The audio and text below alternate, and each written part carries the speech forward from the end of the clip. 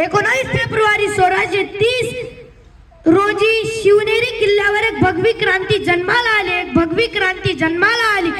जिजाऊंच्या संस्काराने व शहाजी राजांच्या प्रेरणातून शिवरायांनी वयाच्या 16व्या वर्षी तोरणा किल्ला जिंकला व स्वराज्याचे तोरण बांधले व शपथ घेतली। शिवरायांचे राज्य स्वराज्य, तिथं जातीभेद नव्हता, धर्मभेद नव्हता। शत्रूच्या स्त्रियांना आईसारखं वागवणारा छत्रपती शिवाजी महाराजांचे स्वराज्य असे चालत होते।